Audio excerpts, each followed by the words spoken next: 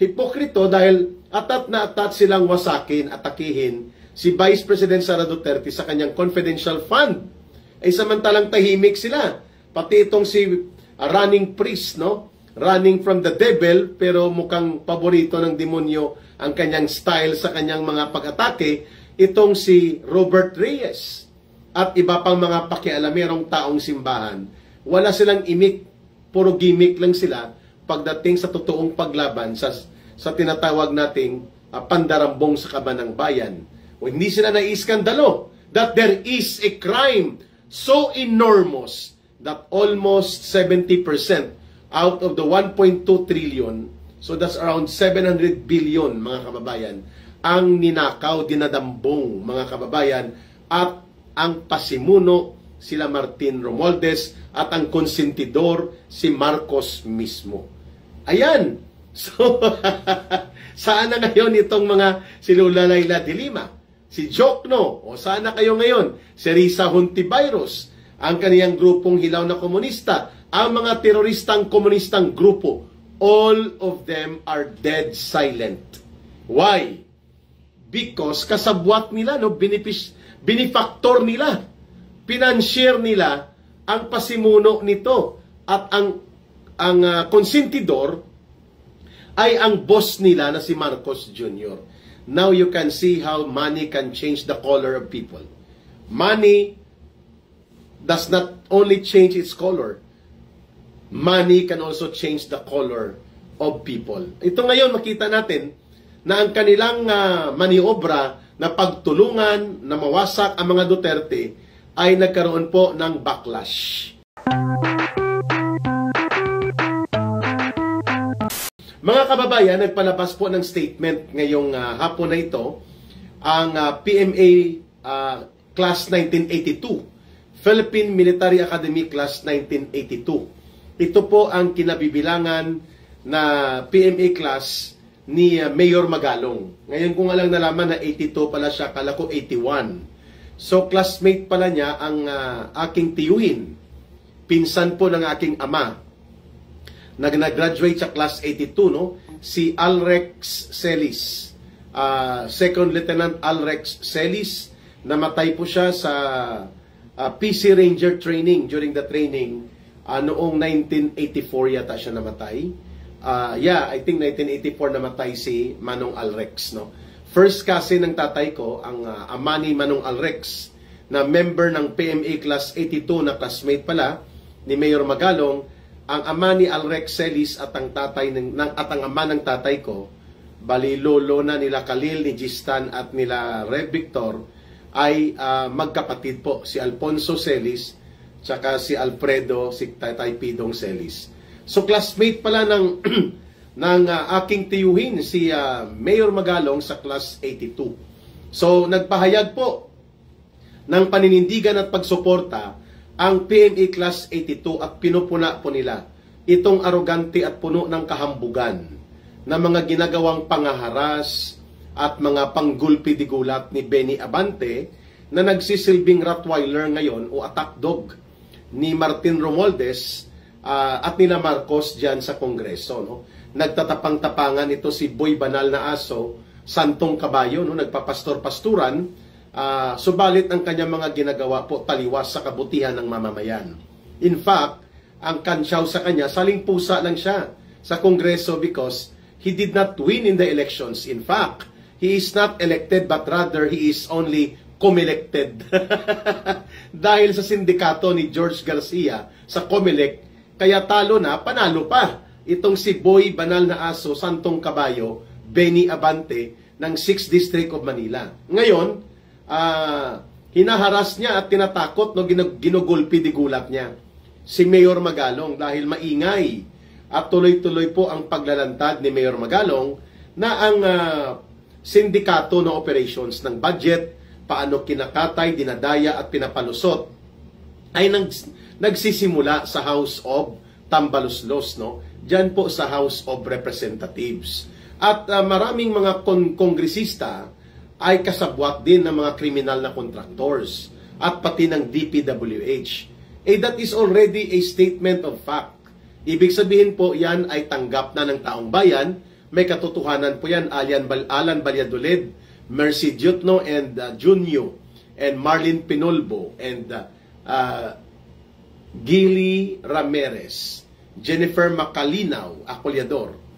So malinaw naman po ang binabanggit dito ng PMA Class 82 na wala pong karapatan si Benny Abante na takot-takutin at paandaran ng kanyang pagkaarogante at puno ng kahambugan upang sitahin po si Mayor Magalong sa kanyang valid criticism, sa kanyang pagpapahayag that indeed nagaganap po sa loob ng Kongreso ang pandaraya sa budget.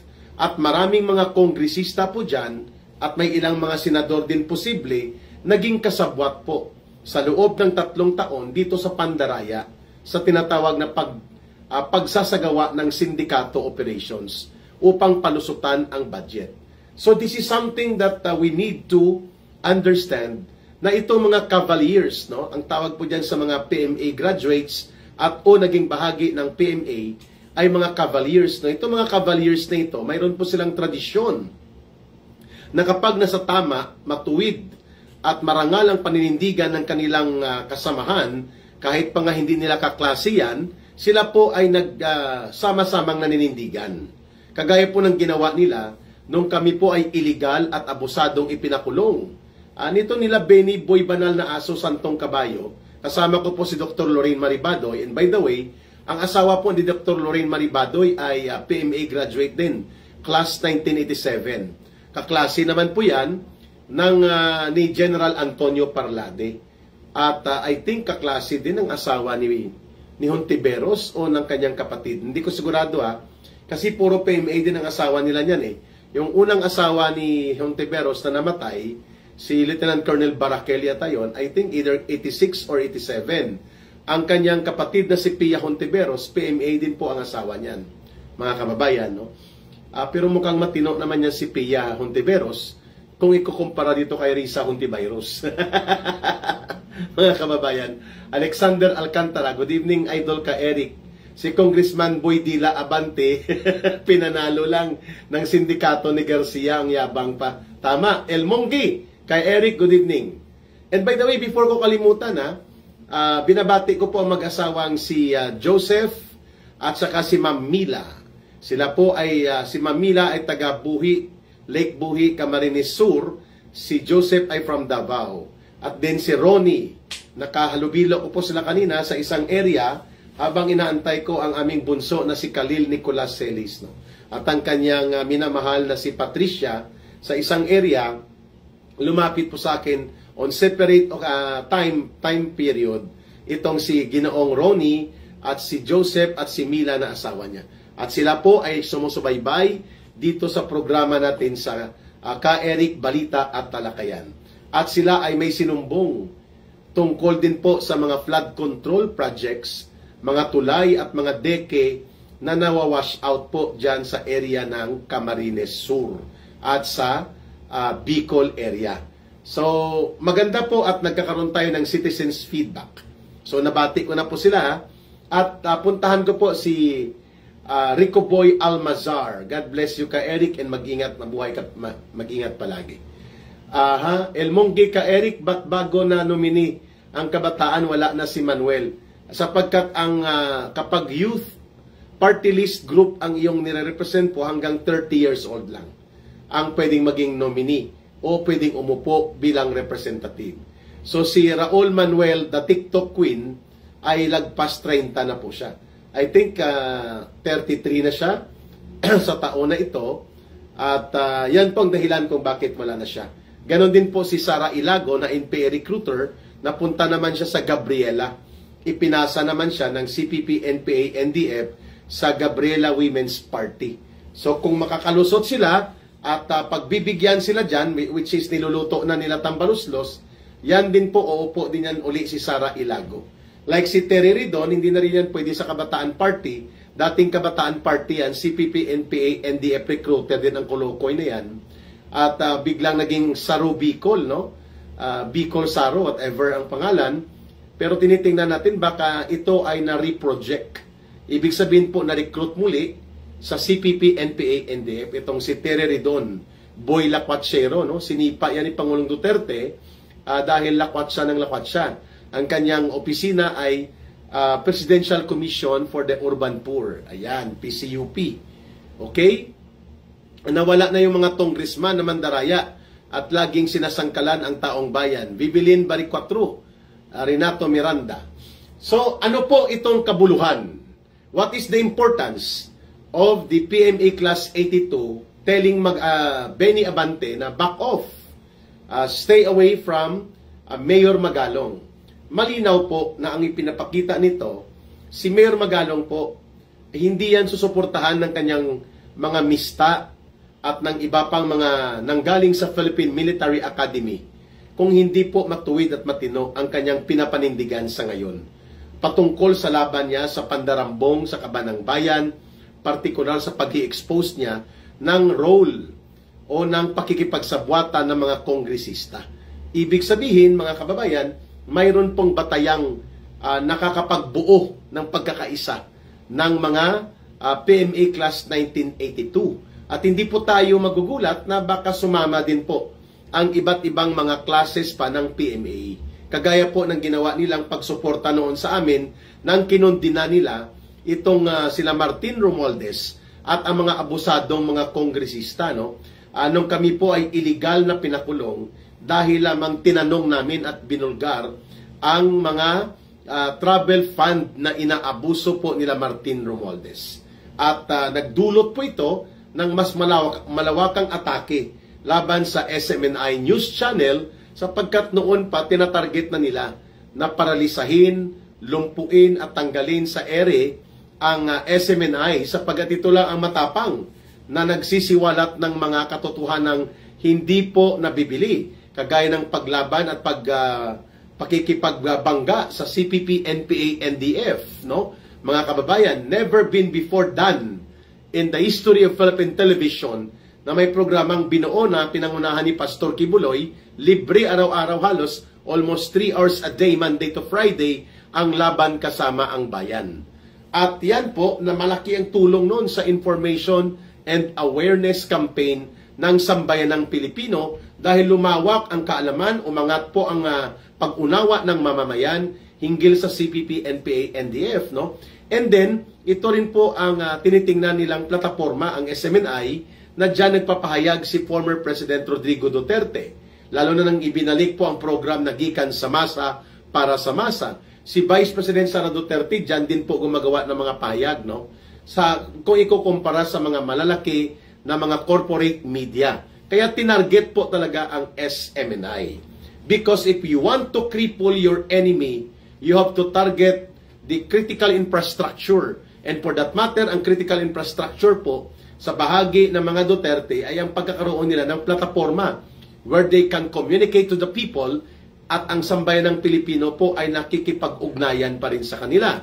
Kaya ito ay tinarget ang SMNI, tinarget si Pastor Kibuloy at ang Kingdom of Jesus Christ. And then saka tinira na rin po si Pangulong Duterte, buong kataksilan na pinadukot siya at ipinatapon sa ICC. Ganon din po itong kay Vice President Sara Duterte. Kaya, nung panahon na kami ay illegal na ipinakulong, inatake po ang aming mga batayang karapatan, we are very grateful. Hindi po namin yan matatawaran na pinanindigan kami ng maraming mga Philippine Military Academy classes. Including po sa Class 82, may mga representatives po sila. As far as may Class 67, 65 nga nakita ko, mga generals, no? Mga naging Chief of the Philippine Army, Chief of the Philippine Air Force, naging Chief of Staff, no? Marami po, pati Class 74, kina General Espiron, at iba't iba pang mga classes, no? Kina General Parlade, kina General Monteagudo, and even sa grupo nila Magalong. So, meaning to say, kapag nagkaroon po ng pagkakaisa ang mga cavaliers, no? Aktibo, retired, o mga naging opisyal na senior sa Armed Forces of the Philippines, sa Philippine National Police, ang ibig sabihin niyan, kapag pinanindigan kanila at sinuportahan ng iba't ibang mga classes, you are standing on the right ground. You are fighting for the right cause. You are defending the interest and welfare of the people, and you are serving the interest of your country. Kung kaya kanila sinusuportahan. Ngayon, warning ito kay Congressman Benny Abante, no? Si Ginoong Abante na lang, kaya hindi man talaga to congressman eh. Comelected lang siya. Ibig sabihin po, pinalusot lang, saling pusa ng Comelec. Alam natin dahil sa sindikato na operation, no? Ng tanim congressman, kagaya ni Benny Abante, ay resulta po yan ng tanim congressman. The destructive CPP, NPA, NDF communist ideology and armed youth, NPA terrorism through their doble cara individuals in Congress, leading to their takeover. Okay. El Monge, dating makakaliwa si Ridon, hindi lang makakaliwa, CPP, NPA, NDF talaga, El Monge. Nung siya'y naging Kabataan Party representative, no? Bener Agustin Baltasar, shout out naman ka Eric. God bless, and Bobet Ami Fernandez. Okay. So, dapat po ay mabahala na si Benny Abante at itong sina Martin Romualdez na unti-unti po nagkakaroon ng polarization. Nagkakaroon po ng drawing up the line ng paninindigan ang iba't ibang mga sektor, at hindi lang po si Mayor Magalong ang pinagsuportahan at pinanindigan ng kanilang PMA Class 1982. And hopefully, makikita natin may iba pang mga PMA classes, mga alumni, mga cavaliers, mga senior officers ng AFP at PNP ang maninindigan hinggil dito. No? We are sure about that, Ma'am Narina Marin and El Monge. Si Mayor Vico Soto po, pinapanindigan din ng maraming mga sektor ngayon laban dito sa pananakot ni Corina Sanchez at nila Julius Babaw na magpa-file ng kasong cyber libel dahil pinuna din sila ni Mayor Vico Soto ng Pasig City na bakit nyo ini-interview itong Diskaya couple na sila po ay may maraming dapat maipaliwanag na kalokohan at katarantaduhan hinggil sa pandarambong sa Kabanang Bayan, at bakit sila ang binibigyan ng espasyo nyo. So, nagalit po si Corina Sanchez at si Julius Babaw dahil may nabanggit daw o may naipost si Mayor Vico Soto na may involved na tag 10 million na PR money. Pag sinabing PR money, publicity gimmick po yan. Ano? Sa'yo na yan. Kunwari, gagawan mo ng storya and then gagamitin mo sa feature story at magiging bida ang isang grupo, organisasyon o individual. Ang tawag po dyan ay PR arrangement. Public Relations Arrangement. May bayad po yan. Kaya wag nyo pong sabihin, Miss Corina Sanchez at Julius Babaw, na hindi kayo nakatanggap ng PR money. At alam natin po itong Diskaya couple ay kaya nilang magbayad ng PR money. Sa sasakyan pa lang nila, makinig kayo mga kababayan, please. Ang pinakamababang sasakyan nila nagkakahalaga ng 30 million pesos. Ang iba umaabot ng 40-50 million. Ibig sabihin po, kung mayroong 40, mahigit 40 na mga mamahalin, top of the line, na mga sasakyan, ang mag-asawang Diskaya, umaabot sa mahigit 1 billion pesos ang kanilang ari-arian sa sasakyan pa lang. Hindi pa kasama ang mga bahay. At mayroon pa sila mga dummy companies maliban sa 3 na natukoy na hawak nila, at ito ay nai-involve ngayon sa iskandalo ng pandarambong sa Kabanang Bayan. We're talking about St. Gerard Construction, St. Timothy, at ito pong Alpha and Omega. Mayroon pa palang 6 na iba pang mga nagagamit nila as company for construction contracts, mga kababayan. Ngayon, nagalit din itong si Corina Sanchez at si Julius Babaw, kagaya din po ni Benny Abante, kung bakit naibubulgar ni Mayor Vico Soto na ang mga kontraktor na ito ay nagme-maintain din po hindi lamang ng mga abogado na binabayaran nila as retainer, kundi pati pala mga PR or mga publicist nila para bumango ang kanilang pangalan sa kanilang karumaldumal na mga ginagawang krimen ng pandarambong. Ayan. So, klaro ha? There are already 2 mayors, 3 na. Mayor Raisa Treñas ng Iloilo City ay kanya din pong pinapanindigan na ipapatigil na dapat ang mga maanomalya at very highly suspicious na uri po ng mga proyekto no, na napakalantad na talagang dinaya ang mga flood control projects, at ang isa sa mayor na implementor nito ay ang District Engineering Office din ng Iloilo City at ang congresswoman involved sa ganitong kinukwestiyon ng alkalde ngayon, si Congresswoman Jam Jam Baronda, na malapit din na malapit, kagaya ng mga Diskaya, extra super close kay Martin Romualdez. Dalawang bagay lang yan, dami ito ni Romualdez or kasabwat at kasosyo ni Romualdez, itong Diskaya na mga company na ito, at umaabot pa sa maraming mga lugar ang kanilang mga diskarte. Ngayon, nanindigan din po ang mga ilang lawyers, ilang mga netizens by calling out Corina Sanchez and Julius Babaw na kayo dapat na magpaliwanag sa mamamayang Pilipino. Bakit bidang-bida, parang tutoy bibo ang kwento nyo dito sa mga inaakusahang mandarambong at kriminal na mga kontraktor na kasabwat ng mga magnanakaw at buayang politiko sa Kongreso at mga magnanakaw din sa DPWH. Ang ibinibida nyo ay ang mga magnanakaw na ito. Yun po ang tanong ng taong bayan.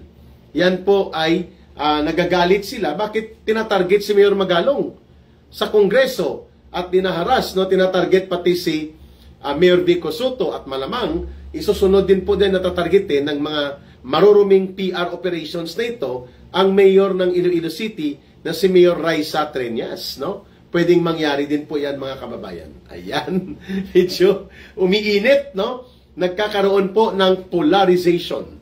Pag sinabing polarization, nahahati ang taong bayan dito, at ngayon po ay naipakita kung gaano ka-ipokrito at gaano po ka-selective by their own diskarte na bayaran talaga itong Akbayan Group ni Boy Ngiwi, no? Itong si Sindan, no? Si Boy Ngiwi, no? Ang Boy Ngiwi na isa na sa Malacanang. Ito Boy Ngiwi din ito sa Kongreso. Gumaganon yun, no? Palaging parang may nginunguyang chewing gum. Mga kababayan. So mga hipokrito, dahil atat na atat silang wasakin, atakihin si Vice President Sara Duterte sa kanyang confidential fund. Ay samantalang tahimik sila. Pati itong si running priest, no? Running from the devil, pero mukhang paborito ng demonyo ang kanyang style sa kanyang mga pag-atake. Itong si Robert Reyes at iba pang mga pakialamerong taong simbahan. Wala silang imik, puro gimmick lang sila pagdating sa totoong paglaban sa tinatawag nating pandarambong sa kaban ng bayan. O hindi sila naiiskandalo that there is a crime so enormous that almost 70% out of the 1.2 trillion, so that's around 700 billion, mga kababayan, ang ninakaw, dinadambong, mga kababayan, at ang pasimuno sila Martin Romualdez at ang konsentidor si Marcos mismo. Ayan! So, saan na ngayon itong mga si Lola Layla de Lima? Si Jokno, o sana kayo ngayon, si Risa Hontiveros, ang kaniyang grupong hilaw na komunista, ang mga teroristang komunistang grupo, all of them are dead silent. Why? Because kasabwat nila, no, binifaktor nila, pinanshare nila ang pasimuno nito, at ang konsentidor ay ang boss nila na si Marcos Jr. Now you can see how money can change the color of people. Money does not only change its color, money can also change the color of people. Ito ngayon makita natin na ang kanilang maniobra na pagtulungan na mawasak ang mga Duterte ay nagkaroon po ng backlash. Nag-backfire, nag-boomerang ngayon sa kanila. Kaya itong sila Benny Abante at kung sino pa mga alipuris na kasama niya, patry-com sila ulit at ginugulat-gulat nila si Mayor Magalong, nanindigan ngayon ang PMA Class 1982.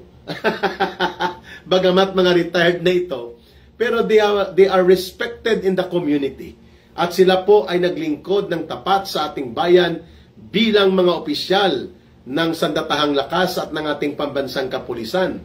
At malamang sa malamang, marami pa ang susunod po na mga PMA classes dito.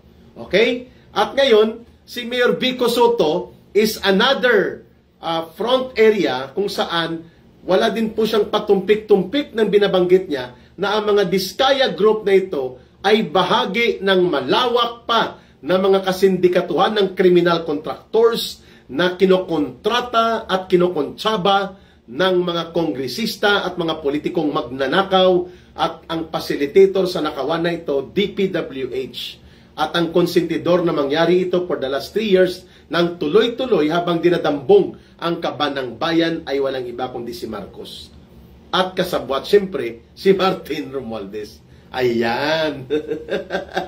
Ngayon, puntahan po natin itong isa pang ulat balita. There will be a confirmation of charges to be presented sa International Criminal Court sa kay Pangulong Rodrigo Duterte. Ang date na narinig natin will be September 22. Ang naitakdang petsa kung ito ay kumpirmado na. At ang mga alipores ng CPP, NPA, NDF at kasabwat po pati ang mga hilaw na komunista ay nagparehistro sila online, and then they wrote a letter to the Secretariat of the ICC at sa mga judges na sila daw ay pupunta sa The Hague, Netherlands para mag-observe sa unang araw ng case confirmation laban kay former President Rodrigo Duterte. Aba, alam na natin ang mga pakanang ito, no? Pakana ito nila Tambaluslos, nila Boyeng Rimulya at nila Marcos na kunwari marami ang dumudumog na galit kay Pangulong Duterte at lulusubin nila siya doon sa kanyang detention facility at during the presentation of the case sa Netherlands. Wow! Ang una po nagpaparehistro, ang title ng grupo nilang Ikulong si Duterte Papanagutin. Ang mga Duterte ay ang grupo ng Bayad Muna. Party list po ito ng CPP, NPA, NDF. Tapos bagong alyansang Makabayad o Bayan.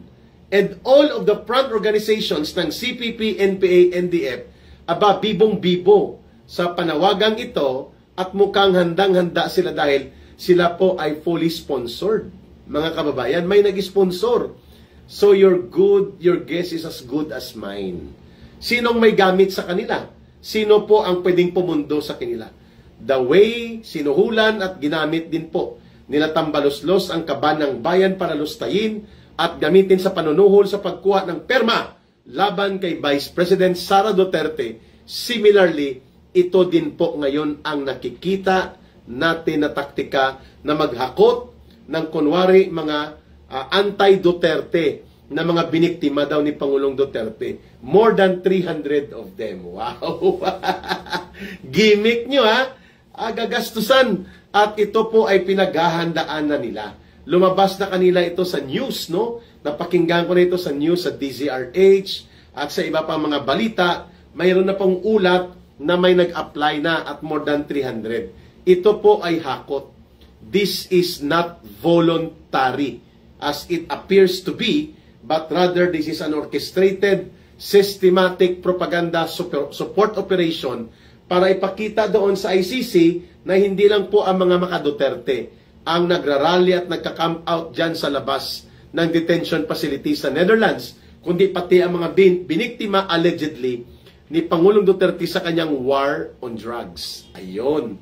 So bantayan po natin ito sapagkat magsisimula na po ang kanilang pagkilos doon sa Netherlands ng mga petsa September 20, 21 hanggang 22. Ito ay mga solid Duterte supporters at mga nagmamahal po sa Duterte brand of leadership.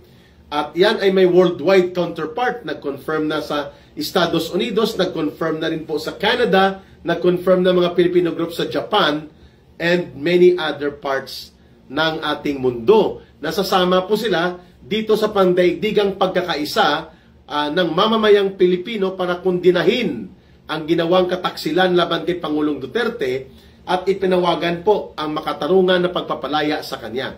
So there will be activities on September 20, 21, and 22.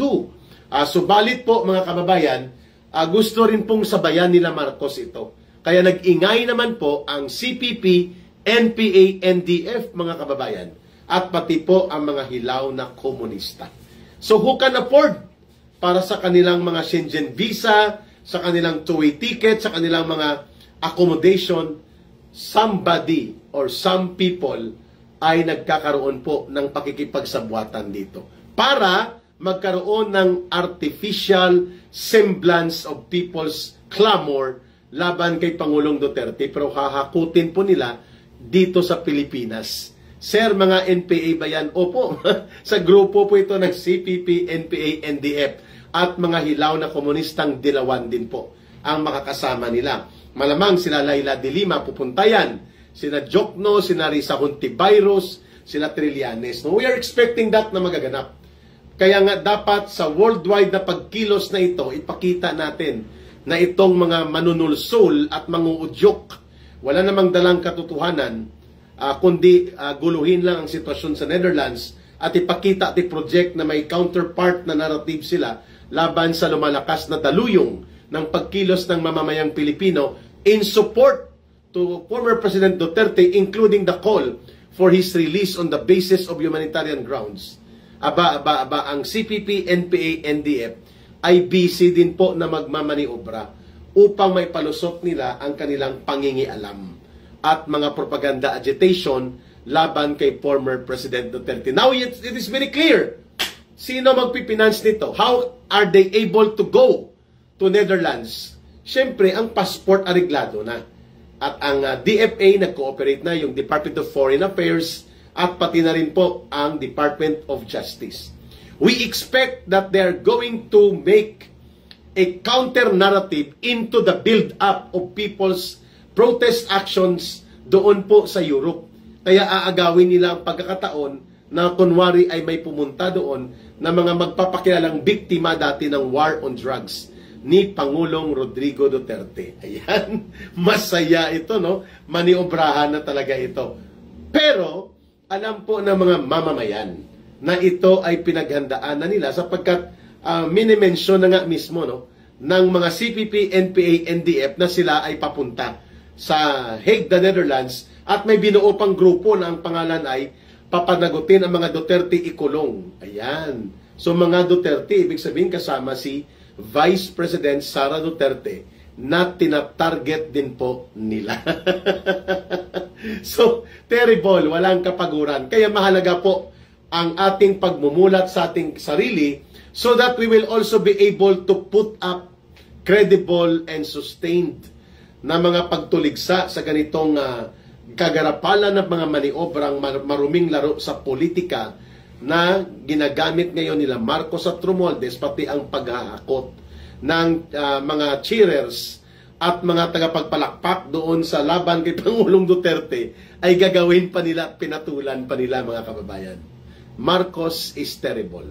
Ang kanyang pinsan, lalo na si Hari ng Pundo na si Romualdez, ay marami din pong mga kaugnayan sa ganitong maruming laro ng politika dyan po sa pagkakaroon ngayon ng maniobra na dalhin, hakutin at kunwari ipakita na may mga miyembro o mga pamilya at biktima na survivor para po sa pagdating doon sa Netherlands, ipakita nila na andyan, no, may mga biktima dyan na pamilya at sila ay nalulungkot kung bakit baka payagan pa nating mapalabas itong si former President Rodrigo Duterte.